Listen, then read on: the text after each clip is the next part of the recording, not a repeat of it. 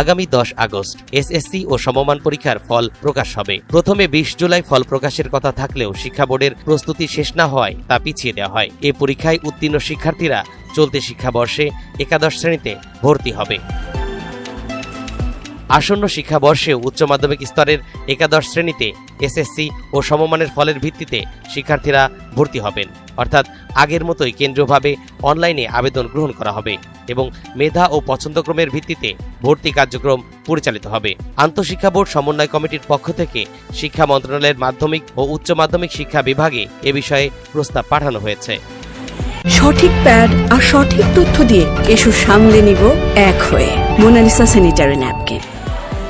3 August সোমবার দুপুরে এসব তথ্য জানান আন্তঃশিক্ষা বোর্ড সমন্বয় কমিটির সভাপতি এবং মাধ্যমিক ও উচ্চ মাধ্যমিক শিক্ষা বোর্ডের চেয়ারম্যান অধ্যাপক আক্তারুজ্জামান। তিনি বলেন, এবারও একাদশে ভর্তি প্রক্রিয়ায় তেমন পরিবর্তন আসছে না।